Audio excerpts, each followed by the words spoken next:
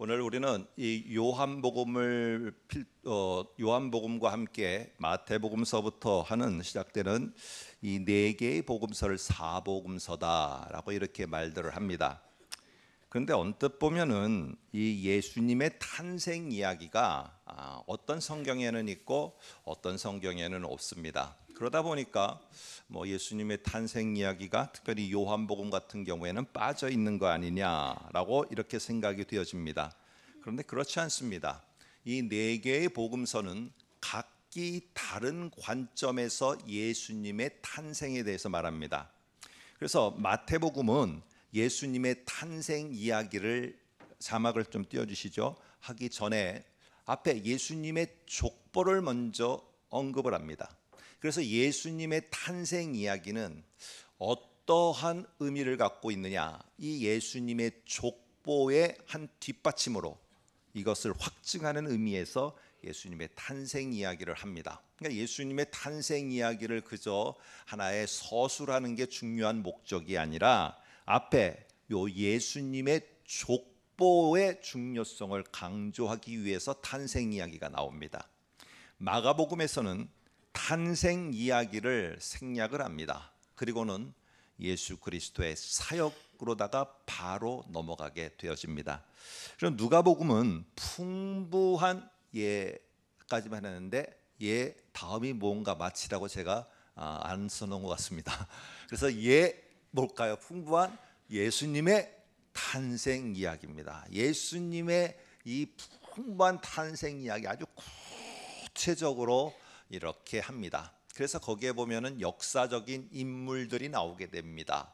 황제도 나오고 총독도 나오고 이러면서 그 속에서 예수 그리스도 역사의 한 복판에 오신 예수 그리스도, 예수님, 탄생하신 예수님, 이게 어떤 의미인가를 역사와 더불어서 말해주는 게 누가복음입니다. 자, 그리고 오늘 요한복음은요, 이러한 예수님의 탄생에 대한 이야기 스토리는 없습니다. 그런데 오늘 요한복음만 아니라 요한 1서도 보면은 예수님의 탄생, 이 땅에 오심, 예수님의 성육신, 이게 도대체 어떤 중요한 의미를 가지고 있는가. 그래서 요한은 자기의 복음서와 서신서를 통해서 예수의 탄생과 이 땅에 오신 게 도대체 어떤 중요성을 갖고 있는가에 대해서 표현을 하고 있습니다. 그래서 요한복음은 어떤 것이라고요? 도대체 예수님의 탄생은 무슨 의미를 우리에게 전하려고 하는 것일까? 오늘 그 답부터 말하면은 그 내용은 하나님의 사랑, 우리를 향한 하나님의 사랑의 최고봉이 뭐냐? 성탄이라는 겁니다. 자막 넘겨주시죠. 다음 것으로요. 하나님의 사랑의 최고봉이 뭐냐? 이게 성탄이라는 거예요. 여러분, 오늘 그래서 이 요한복음도 여러 가지로 중요한 내용들이 많죠. 그런데 그 중에서 우리가 다 기억하고 잘 아는 내용이 무엇이 있습니까? 요한복음 3장 16절이잖아요. 교회를 조금만 다니셨던 분들, 또 쉬었다가 다시 오시는 분들도 이 성경 구절은 교회에서 반드시 들어봤어야 될 성경 구절이에요. 한번 볼까요? 하나님이 세상을 이처럼 사랑하사 독생자를 주셨으니, 자 보세요. 하나님이 세상을 이처럼 얼마나 사랑하신지를 증표로 주신 게 무엇이냐면은 독생자를, 예수님을 이 땅에 보내셔서 이 땅에 탄생하게 하여 주셔서 이는 그를 믿는 자마다 멸망하지 않고 영생을 얻게 하려 하심이라 하고 말합니다. 다시 말해서 이 예수님의 탄생이 갖고 있는 가장 중요한 게 뭔 줄 아느냐 하면서 요한은 말하기를 이게 바로 우리를 얼마나 사랑하는지에 대한 하나님의 사랑의 최고봉, 이게 바로 예수의 탄생, 예수의 이 땅에 육신을 입고 오신 모습, 그리고 우리가 아는 것처럼 예수님이 이 땅에 우리를 위해서 죽으시고 부활하신 그것이 바로 하나님의 우리를 향한 너무 큰 사랑의 징표이다.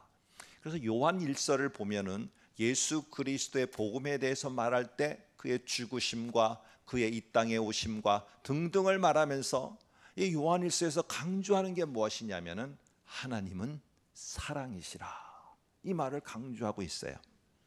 여러분, 근데 우리는 살아가다 보면서 이 하나님이 우리를 너무너무 사랑하다는 그러한 하나의 증표로, 이거는 오늘 우리가 살펴본 것처럼, 새벽에 살펴본 것처럼 시편 113편에서 시편의 저자가 여호와 하나님과 같은 신이 이 땅에 어디 있단 말인가 라고 말하면서 저 높고 높은 그곳에 계신 그분이 낮고 낮은 여기에 오신 이런 신이 이 땅에, 이 우주에 어디에 존재한단 말인가.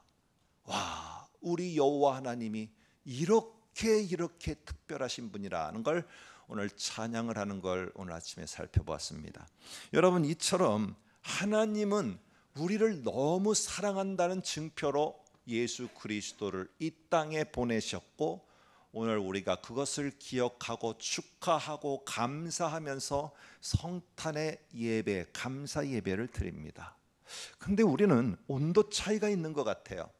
근데 우리는 하나님이 나를 사랑하시는 게 예수 그리스도를 통해서 이 땅에 구원을 가져다 주시고 내가 그런 구원의 사람이 됐다는 거, 이거는 옛날에 내가 어릴 때, 예전에 내가 그렇게 신앙생활할 때 이야기고, 오늘 나에게 하나님의 사랑은 내 눈에 보이는 현장에서 무엇인가 내 잡히는 것으로 나타나야 된다라고 여기고 있는 거예요. 그러니까 한편으로는 뭐가 자꾸만 희석되느냐, 하나님의 사랑의 최고봉인 예수 그리스도가 이 땅에 오심과 탄생하심에 대해서 우리가 찬양도 하고 그것에 대해서 다 알고는 있지만, 그것만으로 나는 하나님의 사랑이 얼마나 큰지 나는 만족합니다 라는 고백은 우리에게서 없어지고 있다는 것입니다. 여러분, 예수 그리스도가 이 성탄의 주인공이요 우리는 강조합니다. 그러나 그것보다 더 중요한 게 무엇입니까? 그 예수가 이 땅에 오신 그것을 통한 하나님의 사랑이, 나를 향한 사랑이 얼마나 큰가 하는 것입니다. 책 중에 한동안 많은 사람들에게 읽혀졌던 책입니다. 5가지 사랑의 언어라는 책이 있습니다. 사랑을 느끼는 기준입니다. 한번 보시면은, 어떤 사람은요, 인정하는 말을 해줄 때 저 사람이 나를 사랑한다라고 느낍니다. 부부간에 서로 테스트도 하고 점검도 하고, 내 배우자는 사랑의 언어에 어떤 것을 가지고 그 사랑을 느끼는가 서로 점검해보는 이런 가정 세미나에서도 많이 합니다. 나의 가까이 있는 자녀는 무엇으로 부모가 사랑한다는 걸 느낄까? 어떤 자녀와 어떤 배우자는 인정하는 말을 들을 때 나를 사랑한다고 느낍니다. 아무리 선물을 주고 아무리 함께하고 밥을 같이 먹고 이래도 사랑을 못 느껴요. 그 자녀와 그 배우자는 따뜻한 한마디의 사랑을 느껴요. 어떤 사람은 또 이렇지 않아요. 말로는 내가 이렇게 하는 거, 이렇게 인정해 주는 거, 그런 거보다는 나하고 그냥 밥 한 끼 한번 먹어주는, 함께하는 시간, 이거를 사랑으로 느끼고, 어떤 사람은 아니다, 실반지라도 나에게 마음을 담아주는 선물을 받을 때 사랑을 느끼고, 어떤 사람은 나에게 따뜻한 배려와 함께 작은 것이라도 섬겨주는 것을 통해서 이 사랑을 느끼고, 어떤 사람은 힘들고 어려울 때 등을 툭툭 두들겨주거나 손을 잡아주는 것을 통해서 사랑을 느끼고, 서로 간에 이것이 느끼는 언어가 다릅니다. 하나님은 나를 너무 사랑하신다고 해서 오늘 당신의 독생자를 이 땅에 탄생하게 하여 우리를 위해서 죽게 하셨는데, 나는 지금 하나님의 사랑을, 그것이 아니라 나의 이런 문제 저런 문제가 있으니 그 문제를 해결해 주셔야만 내가 하나님이 나를 지금 사랑하고 있는 걸 나는 알겠습니다 한다면은 오늘 얼마나 큰 온도 차이가 있는 것입니까? 혹시 나만 왜 이럴까? 나는 왜 도대체, 내 자녀는 왜 하나님의 사랑이 임하지 않을까? 왜 쟤는 이렇게 잘 나가고 잘 되는데 왜 나는 안 될까? 이것 때문에 의기소침해 있습니까?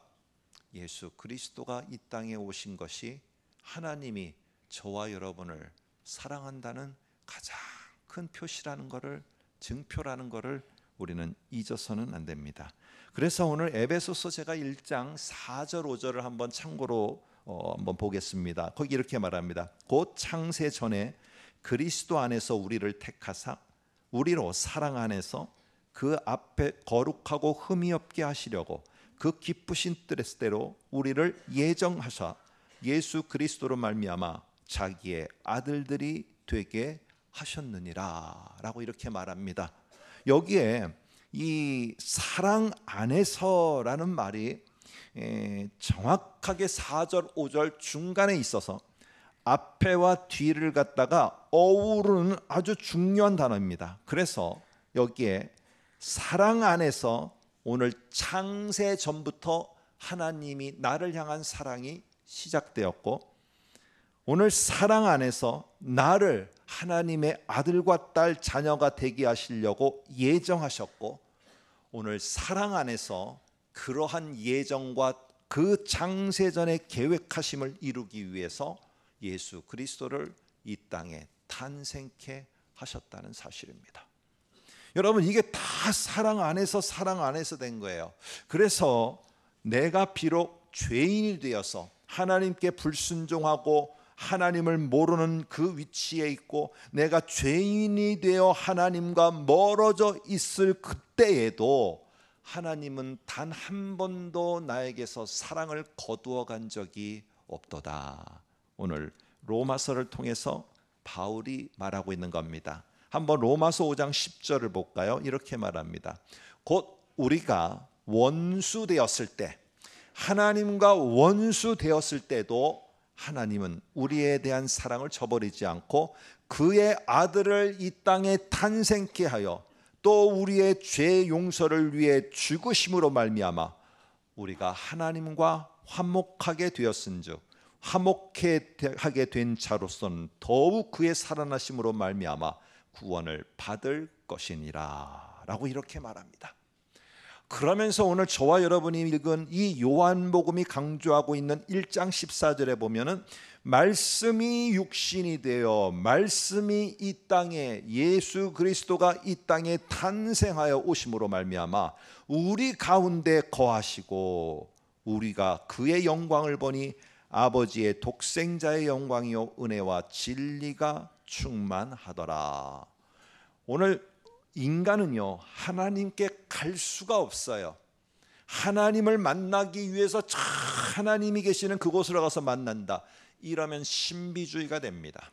이런 거는 있을 수가 없어요. 그렇기 때문에 하나님이 우리 수준으로 내려오셔야 되는 것입니다.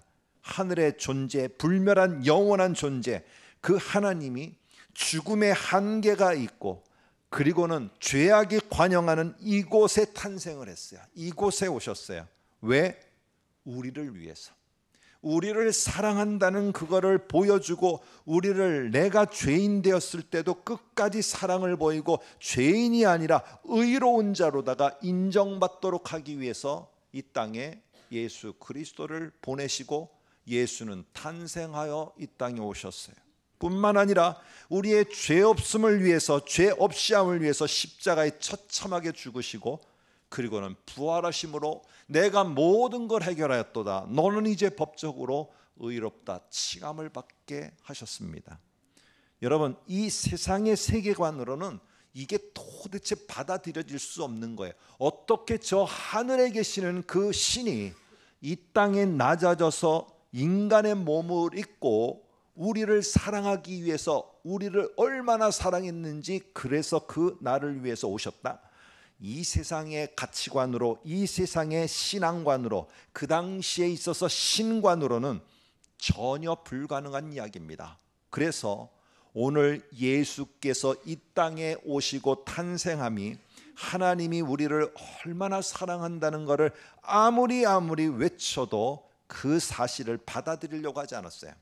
그래서 요한복음 1장 10절 11절에 보니까 이렇게 말합니다. 그가 세상에 계셨으며 세상은 그로 말미암아 지은 바 되었으되 세상이 그를 알지 못하였고 자기 땅에 오매, 인간의 땅에 오매, 추악한 이런 곳에 어떻게 신인 그분이 올 수 있단 말인가?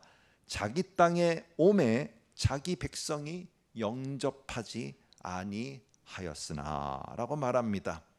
여러분, 오늘도 이렇지 않다라고 우리는 말하지만 실상은 보면은 그냥 성탄절을 하나의 생각하게 되고, 예수의 이 땅에 오시면 성탄절 예배 때 한번 기억하는 정도이지, 그게 나를 향한 얼마나 큰 하나님의 사랑이라는 것에 대해서 내 가슴 속에 새기고 하면서 잊지 않는 그 삶은 점점점 사라지고 있는 것 같습니다.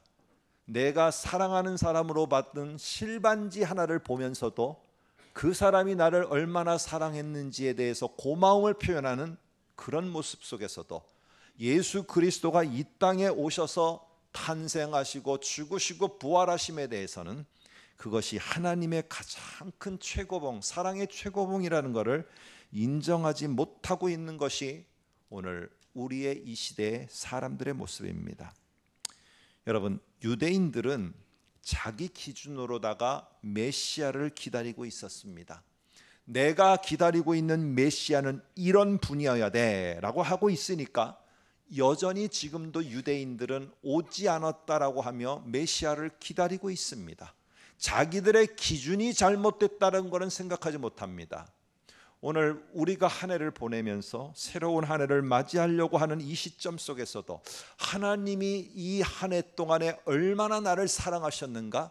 물론 겉으로 보여지는 결과들은 그렇지 않아 보일지 모르지만 하나님은 내가 죄인이 되었을 때도 당신의 독생자를 이 땅에 보내어 탄생케 하여 죽이시면서까지 나를 사랑하셨는데, 이제 그러한 결과로다 내가 하나님의 자녀로 의롭다고 인정받는 자가 되었는데 이런 나를 사랑하지 않겠노라고 하나님이 하시겠습니까? 바울은 그럴 수가 없다라는 것을 말하고 있습니다. 여러분, 우리의 기준을 바꿔야 됩니다. 자꾸 다른 데서 하나님의 사랑을 찾고 뭔가 눈에 보이는 기대가 일어나는 것에서 하나님이 사랑하시니 안 사랑하시는지를 결정하지 마시고 이미 여러분에게 준 가장 큰 최고의 사랑, 바로 예수 그리스도를 이 땅에 보내어 탄생케 하셨다는 이 사랑을 저와 여러분이 꼭 기억하면서 내가 힘이 빠질 때, 내가 막 좌절이 될 때 하나님은 나를 기억하시지 않는가 이런 마음에 계속 표류하는 조각배처럼 그럴 때 다시 한번 돌이켜서 나에게 있어서는 하나님이 그 예수를 이 땅에 보내시면서까지 사랑하신 진짜 사랑이 있구나, 이거를 다시 한번 되새기면서 그것이 이 땅을 살아가는 저와 여러분의 큰 힘이 되시기를 주의 이름으로 간절히 축복합니다.